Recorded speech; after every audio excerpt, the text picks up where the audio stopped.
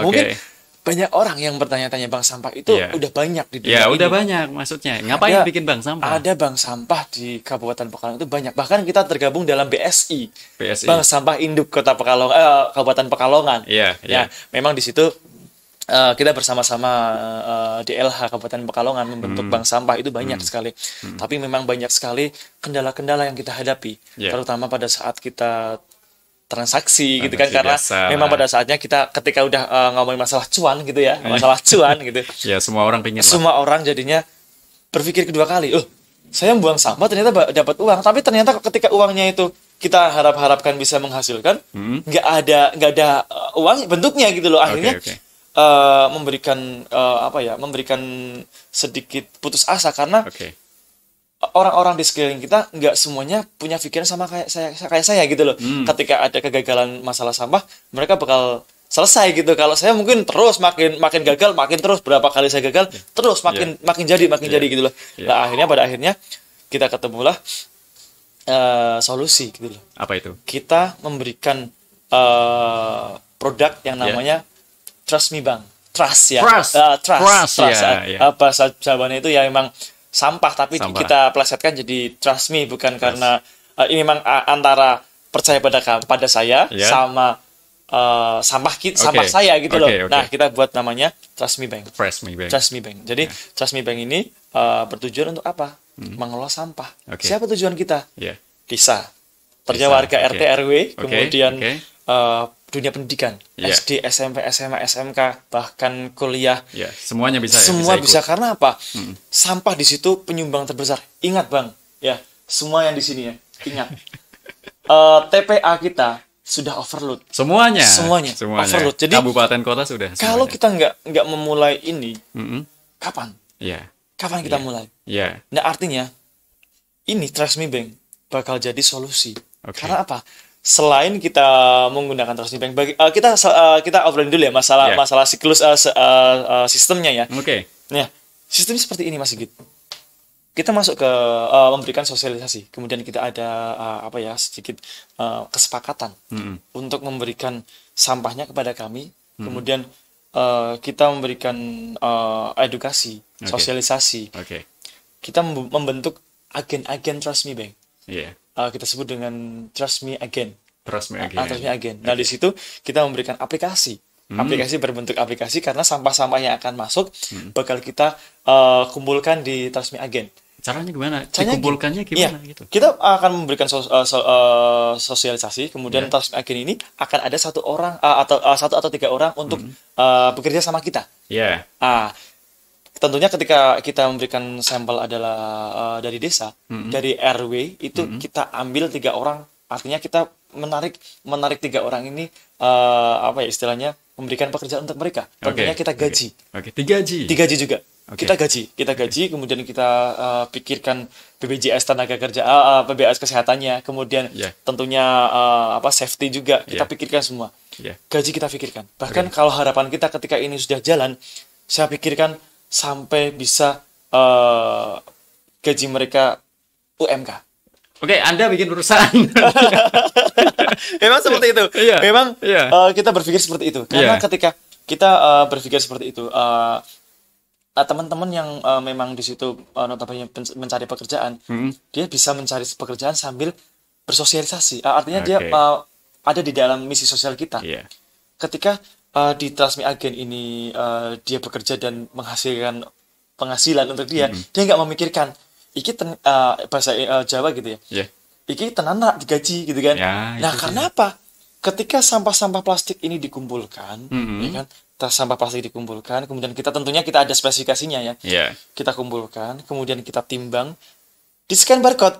Katakanlah Mas Sigit mendaftar aplikasi saya, Oke. ya kan? Oke. Terus download di Play Store dan App Store juga ada semua. Iya. Kemudian buat Mas Sigit akunnya sendiri. Akunnya ada sendiri. Kemudian Mas Sigit membawa plastik 10 kilo katakanlah. Oke. Botol aqua misalkan. Iya. Botol Betul, mineral, minuman lah ya. Iya. Itu ada lagi. Ada yang namanya PET, kemudian HDPE gitu kan. Ada jenisnya masing-masing dan itu nanti bakal kita sampaikan ke masyarakat gitu. Nah, kemudian di situ udah dikumpulkan, masuk ke agen. Agen di situ bisa ditimbang. Setelah ditimbang, berapa nominalnya sudah diinput, barulah kita QR code langsung scan masuk ke rekening jenengan. Iya, serius. Kok iso? Bisa kayak gitu karena bisa ya. Steamik lah ya. Ya bisa lah. Kita buat IT semua di situ. Nah, setelah kita scan barcode, paymentnya untuk apa? Paymentnya untuk bisa beli pulsa, token listrik, bisa beli, bisa bayar PDAM, sampai bayar BPJS, Mas Sigit. Gila nggak? Nah, di situ bisa dicairkan juga kalau uangnya udah banyak. Cairkannya gimana? Bisa transfer melalui bank. Lewat itu bank. paymentnya itu bisa buat bayar OVO, bisa bayar Grab, bisa bayar GoFood. Itu semua bisa. Melalui sampah, Mas Sigit. Bahkan ke depan pengembangannya adalah kita mendirikan sebuah koperasi sampah. Koperasi sampah. Nah, itu next mungkin ya. Koperasi sampah itu si aplikasi ini bisa menjadikan semua sampah ditukar melalui aplikasi ini. Ini adalah aplikasi untuk sebagai alat tukarnya. Oke. Dan tinggal kita aja gimana caranya untuk menggunakannya. Nah, sampai sini mungkin untuk koperasi kita bahas next time ya. Semoga Mas Sigit semoga bisa datang lagi lah. Amin. Di sela-sela kesibukannya mengurus perusahaan kan pastinya sangat sibuk ya. Oke. Kita lanjutkan ya, Mas Sigit. Oke, lanjut. Kemudian setelah kita ini peran yang seperti inilah yang perlu dikedepankan karena peran pihak desa perlu. Pihak sekolahan perlu, kemudian warga juga perlu. Karena apa? Ketika nggak semua ini ikut andil dalam hal ini, apalagi anak muda, loh, anak muda di sini apa yang dicari? Uang juga, karena mereka butuh pulsa ya kan, butuh kuota internet gitu kan. Ini bisa buat beli kuota internet, Mas. Mobile Legend kalau misalkan kuotanya habis, cari sama sebanyak-banyaknya. Setelah itu selesai, bayar melalui sampah ini bisa dibelikan paket kuota. Dari sampah. Betul. Kemudian bisa barter. Barter menjadikan beras, barter bisa jadi, juga sembako, bisa sembako, bisa gas. Semua bisa di situ, Mas. Pertanyaannya kan bagaimana kalau misalkan ibu-ibu yang nggak bisa gadget? Kan? Nah itu dia. Itulah fungsinya agen. Transmi agen. Disitulah sebagai sebagai kayak penerjemah. Konsultan lah. Penerjemah di sini gini loh. Beliau kan nggak punya aplikasi. Sedangkan kalau agen itu punya aplikasi dan punya alatnya. Ketika beliau masuk ke sini yang penting bawa alatnya, bawa sampahnya. Saya sebagai penerjemah, sebagai agen, kemudian ngambil sampahnya. Ini masuknya sekian ribu, katakanlah 15.000. Itu kan yang terpenting kan bisa di-tap ke aplikasi yang lain. Nah, itulah langsung yang penting ibu ini bisa dapat cash atau milih sembako yang lain. Nah, sistemnya seperti apa? Itulah nanti kita bisa hubungi saya. Ada nomornya ya. Nomornya boleh cantumin nggak? Nanti boleh. Nanti kita bisa cantumin karena nanti itu jadi hal yang mendukung kita juga. Aplikasi sudah ada di Play Store. Play Store juga nanti ada juga di situ. Kemudian lanjut ya Mas Sigit ya. Lanjut. Setelah nanti di agen nanti dijual, sampahnya nanti kan dijual. Nanti dijual melalui pihak desa. Dari pihak desa inilah yang bakal menjual ke kami. Kami bakal membeli sampah plastiknya banyaknya gitu ya. Nah, pertanyaan berikutnya muncul ketika sampah organiknya gimana, Mas, gitu kan? Nah, itu dia. Itu juga masalah. Nah, harapan saya, memang kita kan punya solusi untuk masalah organik juga. Harapan saya, semua sampah organik sudah diserap di RW dan RT. Semuanya. Semisal kita punya produk namanya Maggot. Maggot itu untuk pakan alternatif. Ya, itu bentuknya kayak pupa ya. Itu bisa pakan ternak, itu luar biasa Mas Sigit. Apalagi itu bisa dibuat, misalkan di warga itu kan ada makanan sisa-sisa. Ya kan? Itu bisa di mix sama si maggot itu, ya kan? Dijadikan pelet, itu bisa. Sangat bisa. Kemudian kita memberikan edukasi bagaimana cara membudidayakan maggot, kemudian bagaimana cara menyelesaikan sampah rumah tangga itu ya. Itu kalau misalkan ibu-ibunya atau bapak-bapaknya aktif dalam memberikan sumbangsi kita atau menjual sampahnya ke kita memberikan reward berupa kayak kita buatkan kolam lele ya kan, memberikan memang karena itu yang bakal menjadi penyelesaian masalah sampah organik. Nah, semuanya sampai segala aspek bahkan diapersnya bisa masuk ke kita. Diapers tentunya kita nggak jual, bahkan mungkin kita bakal menukarkan diapers itu dengan diapers yang bisa dipakai berkali-kali. Ada. Oke, Itu ada Jadi itu. otomatis bakal mengurangi sampah diapers di Kota Pekalongan dan Kabupaten Pekalongan, bahkan di Indonesia. Iya. Ya. Iya. Mohon maaf nih, bukan saya gimana, tapi masalah diapers itu banyak sekali, bahkan di Surabaya pun selesai nggak selesai satu tahun 2 tahun ya kan. Nah, itu masalah diapers. Jadi di situ. Kemudian apa sih tugas dari warga? Apa sih tugas kita gitu kan? Tugas mereka adalah memilah sampah dari rumah. Memilah sampah dari rumah. Tapi kan mereka sudah pernah melakukannya, ibaratnya sudah ada lah. Harusnya ada. Tapi masalahnya muncul Mas Sigit ketika pemilahan sampah sudah selesai, pada saat pick up sampah, ya kan, itu dicampur lagi karena nggak ada pemilahan lagi gitu loh. Oh, dicampurnya di mana? Di mana itu? Semisal gini, ada yang namanya orang-orang yang ngambil sampah melalui truk gede itu. Itu kan nggak ada strukturnya, nggak ada sistemnya. Karena sistem yang kita pakai adalah TPS 3R. Ya kan, TPS 3R nanti bisa cari di Google, TPS 3R nanti nggak sampai di sini. TPS 3R menganjurkan kita untuk memilah sampahnya. Bahkan TPS itu nggak seperti itu. Fungsinya di situ apa? Ketika warga-warga sudah bergerak memilah sampahnya, kita mengambil sampahnya, misalkan untuk plastik hari Senin, sampah plastik semua. Ketika ke TPS, sampah plastik semua. Hari Selasa kita ngambil sampahnya khusus untuk organik semua. Otomatis gak ada plastik di situ. Nah, selesai di situ. Nah, setelah selesai di warga, kita di sini harapannya di agen-agen ini itu memberikan pemahaman untuk warga-warga RT RW di wilayah Kabupaten dan Kota Pekalongan untuk memilah sampahnya. Oh, ketika ini salah, ini salah. Ini sampah plastik PET, jangan dimasukkan HDPE karena harganya berbeda gitu. Oh, kayak ngono tau. Itulah harus seperti itu. Kenapa kita ngambil agen dari warga desanya? Karena untuk memberikan pemahaman yang khusus gitu loh. Pemahamannya ekstra untuk mereka. Jadi apa? Nggak ada lagi alasan aku kurang ngerti kok kalau kayak ini kan. Nggak ada. Karena ada agen di situ. Sampai sini paham ya? Paham. Kemudian setelah sampai situ, plastiknya kemana? Kita akan kembalikan ke perusahaan-perusahaan yang produksi plastik itu. Dikembalikan. Ke Denon bisa. Aqua. Ya kan? Kita bisa atau katakanlah itu nggak bisa, katakanlah plastik itu nggak bisa diolah lagi gitu kan. Kita pecah-pecah, kemudian kita masukkan ke produsen biji plastik. Tentunya produsen biji plastik harus menggunakan standar yang ditentukan karena itu akan menentukan kualitas biji plastik yang akan diproduksi gitu loh. Nah, disinilah tugas kami memberikan pemahaman kepada masyarakat gitu loh. Nah, melalui apa kita memberikan pemahaman? Sosialisasi, kemudian alat tukarnya. Saya bisa contohkan ya. Contoh. Yuk bisa mulai lagi. Ya, ini kita akan merekod tampilan aplikasinya. Bentar ya, Mas. Kita ada aplikasi yang namanya Montras. Memang di sini aplikasi Montras ini aplikasi dari kami yang sebagai pengembang juga ada PT-nya sendiri gitu kan. Jadi kita bekerjasama dengan sebuah perusahaan di kota Jakarta. Dan alhamdulillah kita mendapat respon yang luar biasa karena kita juga semangat juang yang tinggi dan sebagainya gitu kan.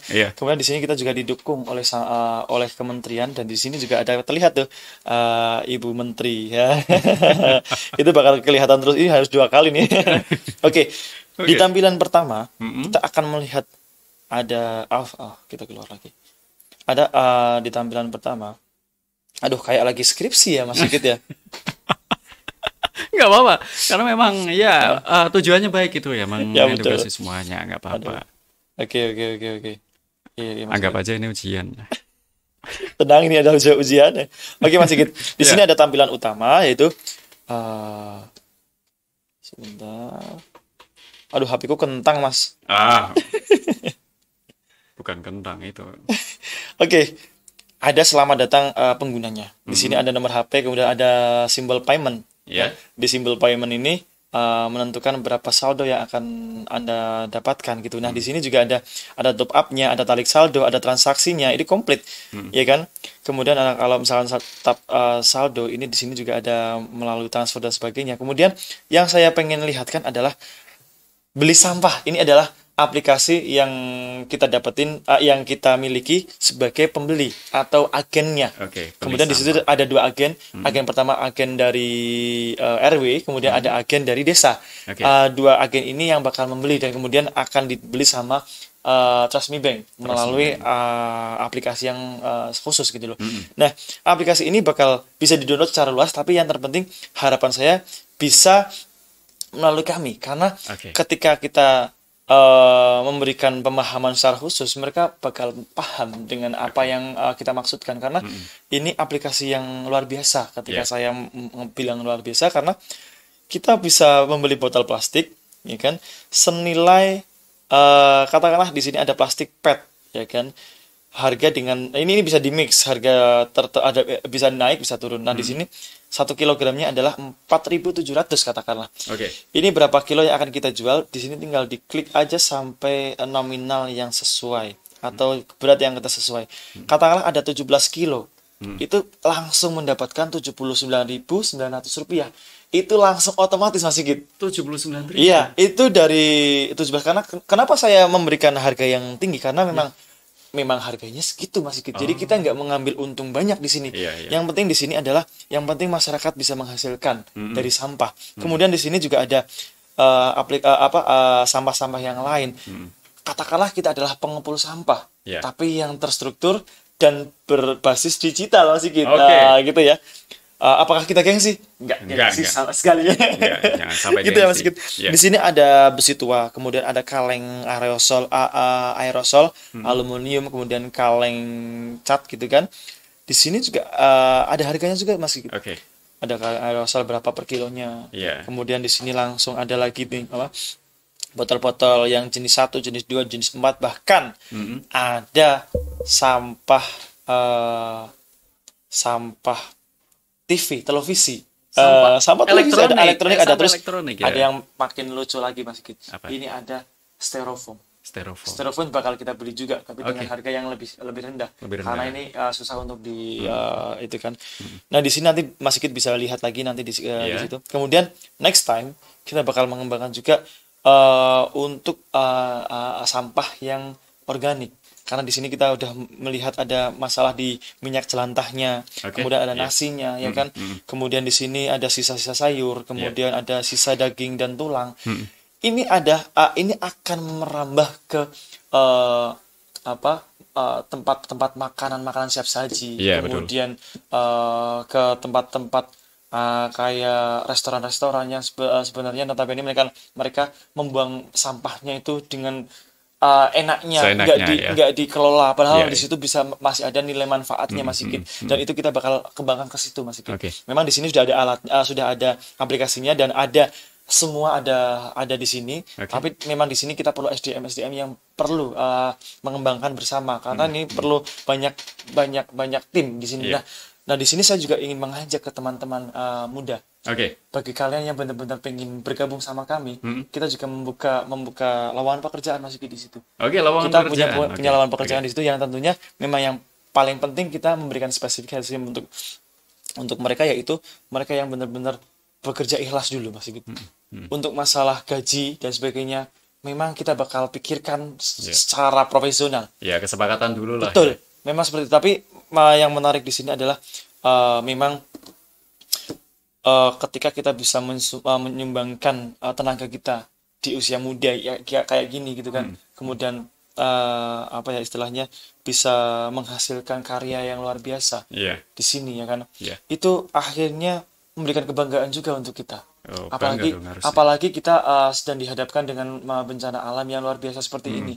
Kemudian yang paling miris di kota kita adalah tanah yang turun.